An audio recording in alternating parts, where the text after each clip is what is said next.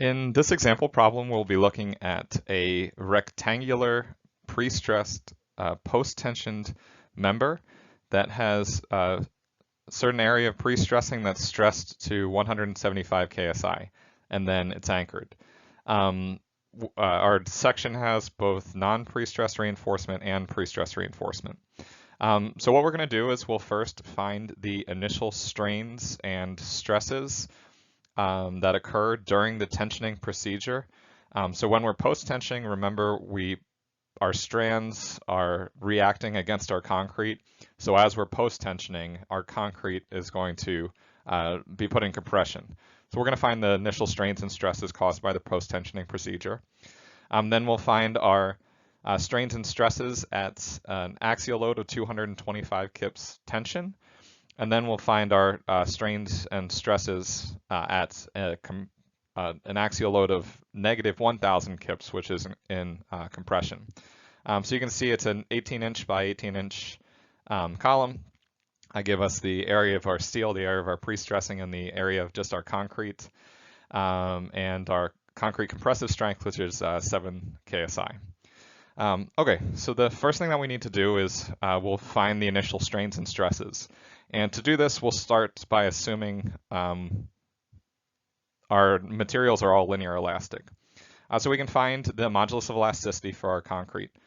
So using the ACI expression, we'll have 57,000 divided by the square root of 7,000 PSI. And then I'm going to divide by 1,000 pounds per kip to give us KSI. So we'll get our modulus to be 4,770 KSI. We can then find our initial strain in the pre-stressing. So we'll take our pre-stressing stress, 175 KSI. We'll divide this by the modulus of our pre-stressing, 28,500, to give us an initial strain in the pre-stressing of 6.14 times 10 to the negative third. Then we can find the initial force in the pre-stressing. And this, we just take our stress, 175 KSI, times our area of our pre-stressing, 1.224 square inches, to give us a total force in the pre-stressing of 214.2 kips. Our next step is to use our equilibrium expression to find the strain caused by our pre-stressing force. So we're going to, again, assume linear elastic material properties. So our equilibrium expression, our force in the concrete plus force in the steel plus force in the pre-stressing equals our externally applied load. So in our case, we have no externally applied load, so that's equal to 0. Our stress in the pre-stressing, we know, so that's just going to be, or that term's going to be the same. And then the stress in the steel and the stress in the concrete, we'll use Hooke's law to figure out our stress in terms of strain. So with linear elastic material properties, our stress is just equal to the modulus times the strain. So modulus times the strain in both the concrete and the steel. So we're going to assume that the strain in the column is equal to both the strain in the concrete and the strain in the non-pre-stressed steel. So plugging in our known values, we can get our area of our concrete, 318.8 square inches, times our modulus, times the strain in our concrete or the strain in the column, which are both the same. And we're going to put an I because this is initial, plus our area of our steel times the stiffness of our non-pre-stressed steel, 29,000 KSI, times the initial strain, plus our force in the pre-stressing, which we found to be 214.2 kips. And all this is equal to 0. So then we can solve for epsilon CI, and we'll get our initial strain to be equal to negative 0.131 times 10 to the negative third.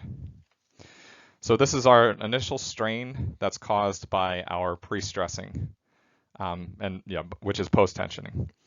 So then we can take this strain times our length to get our initial deflection. And we have a 20-foot column times 12 inches per foot, which will give us an initial deflection here of negative 0.031 inches. All right, so now we can also find our initial stresses. So to find our stresses, we'll just take our modulus, so of each material, so I'll start with concrete, times our strain. And this will give us an initial stiffness of negative 0.625 KSI. Then for our steel, we have our modulus for our non-pre-stressed steel times our strain, which will give us a stress in the steel of 3.8 KSI. The stress in our pre-stressing, we know that was given as 175, so that'll stay constant. With these stresses, we can then calculate all of our different forces. So our force in our concrete is just the stress that we found on the last page of 0.625 KSI times our area, 318.8 square inches, which will give us a force here of negative 199 kips. The force in our steel is the stress in our steel, negative 3.8 KSI, times the area of our steel, 4 square inches, which will give us negative 15.2 kips. And then the force in our pre-stressing we found before is still 214.2 kips. So using these forces, we can then go back and check our equilibrium expression to make sure that we found in the initial expression, or we set n equal to 0 in the initial expression to solve for our strain. So we can go back and just check and make sure that all of our math is okay. So we have our force in our pre-stressing, 199, or negative 199, plus the force in the steel, negative 15.2. Plus the force in our the first one is the force in the concrete, negative 199, plus the force in the steel, negative 15.2, and then plus the force in the pre-stressing, 214.2 kips. And this will give us about 0 kips. So we know that we're okay here. Now we can calculate the locked-in strain. So this is the locked-in strain differential between the pre-stressing and the concrete. So this will be our initial strain in the pre-stressing, 6.14 times 10 to the negative third, minus the strain in our concrete, so negative 0.131 times 10 to the negative third. And this will give us a locked-in strain differential between the pre-stressing and the concrete of 6.27 times 10 to the negative third.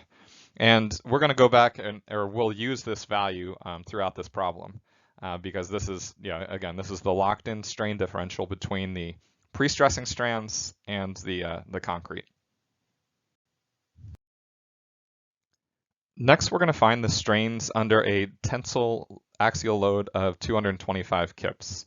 We're going to assume that our concrete is linear in tension until it cracks, and we're going to assume that it cracks when the stress in the concrete reaches the direct tensile strength of the concrete, assuming that that's equal to 4 square root f prime c.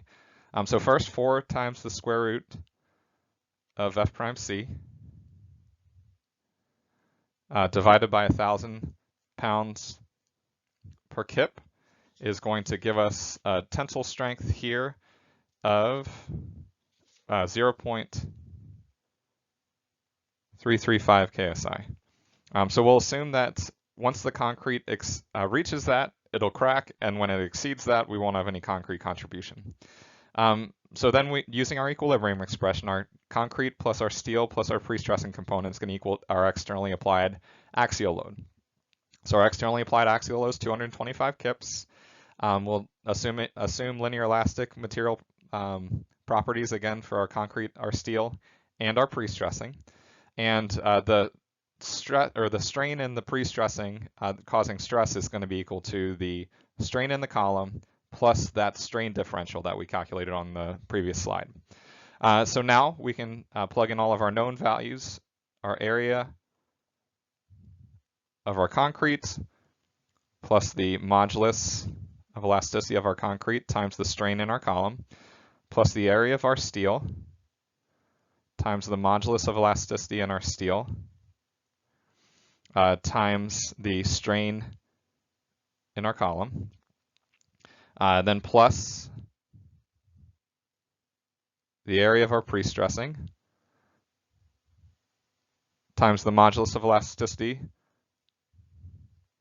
for our pre-stressing, so that's 28,500, and then times our epsilon c plus our locked in strain differential. And all of this is equal to our total applied load here. So then solving for our epsilon c, we'll get an epsilon c here of 3.76 times 10 to the negative 6. So this will be this is the strain in the column caused by this 225 kip axial load. And we'll use this strain to calculate our stresses and our forces under this axial load. Using this strain, we can now calculate all of our stresses and our forces and then check equilibrium. So first, our stresses. Our stress in our concrete will be equal to our modulus in the concrete times this strain that we just found.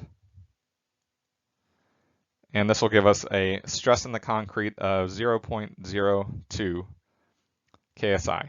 We can see that this is less than the tensile strength of the concrete, so we know that our concrete's still uncracked. The stress in our steel then is going to be equal to the stiffness of the steel times that strain that we just found, which will give us a stress in the non-pre-stressed steel equal to 0.11 KSI. And then the stress in our pre-stressed steel is the stiffness of our pre-stressed steel times the strain in our column plus this locked-in strain, which will give us a stress here of 178.8 KSI. We can then take these stresses times the area components to find our forces. So first, the force in our concrete is stress times area.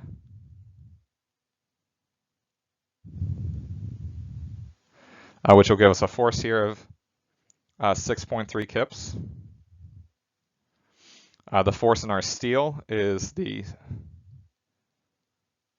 stress in the steel times our area,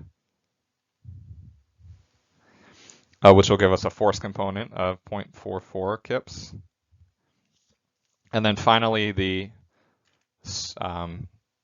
pre-stressing, the force or the stress in the pre-stressing times the area of our pre-stressing, which will give us a force component of 218.9 kips. So we can use all these forces and now check our equilibrium expression. So we have 6.3 kips plus 0.44 kips plus 218.9 which again will be about equal to our 225 kips. So our equilibrium expression checks. And again, we can see that our concrete stress is less than our tensile strength, so we know we're okay there as well.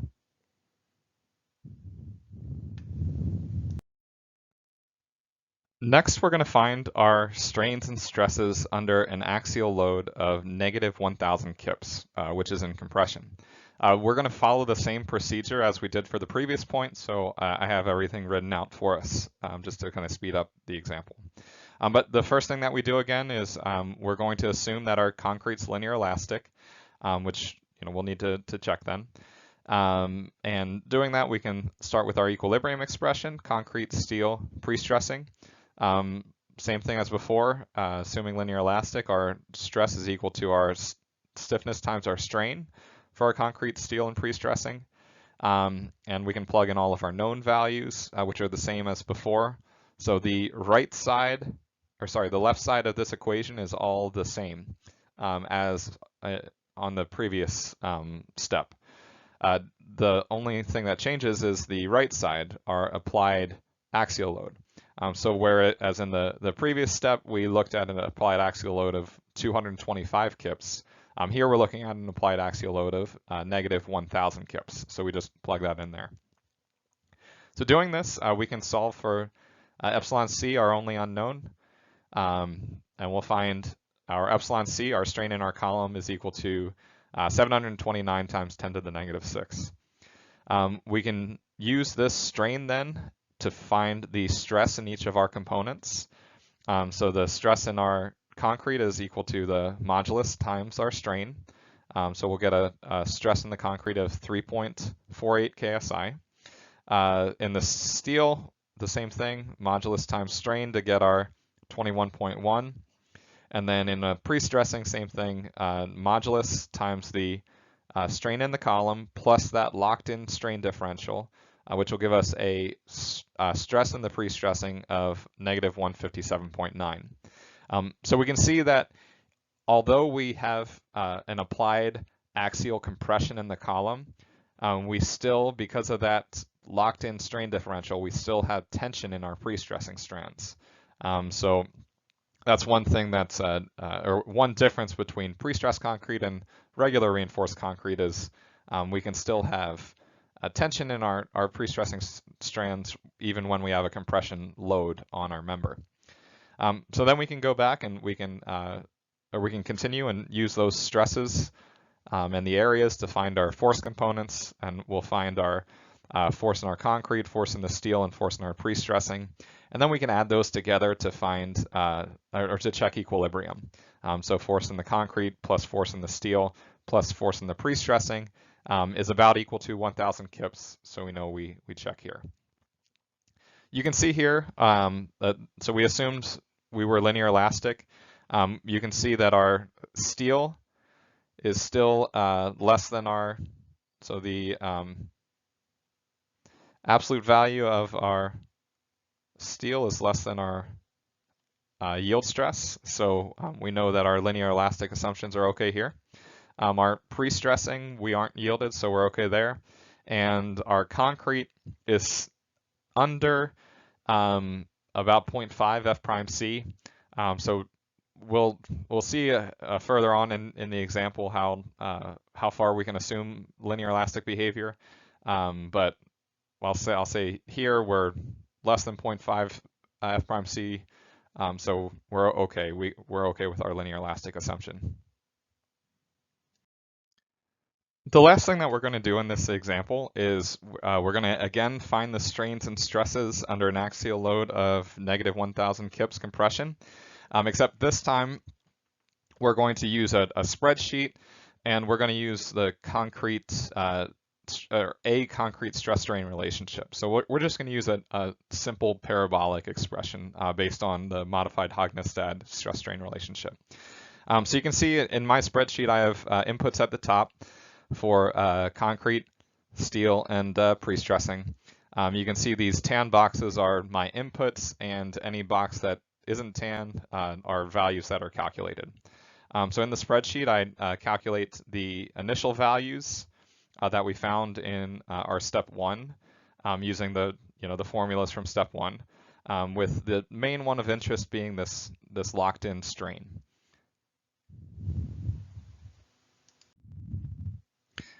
So using those inputs and the calculated locked-in strain, I find the stress in the concrete, steel, and pre-stressing layers based on the strain in that causes that stress in each layer or in each component. So you can see here the overall strain in the column is equal to the strain in my concrete that causes stress. So the same thing with the steel. This left column is equal to the strain in the steel causing stress.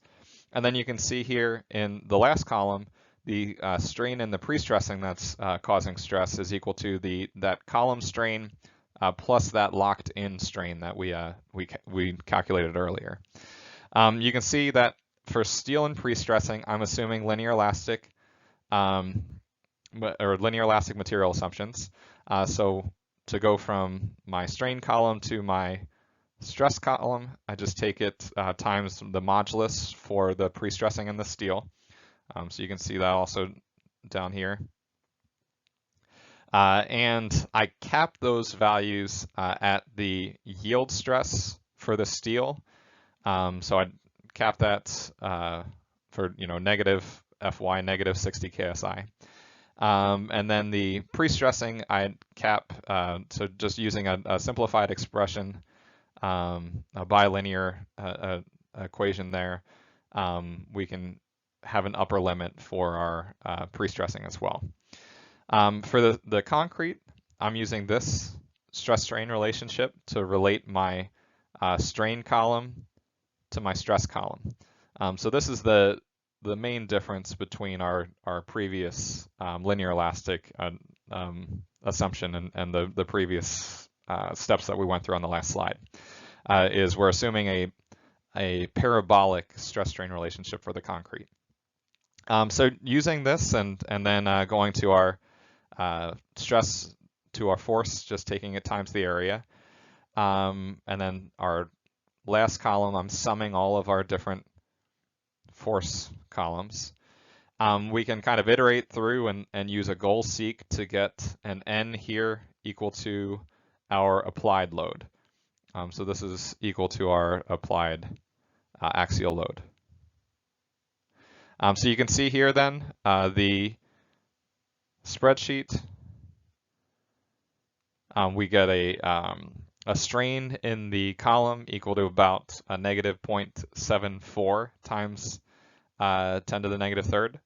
And we can compare then our linear elastic value to our value that we got from our spreadsheet.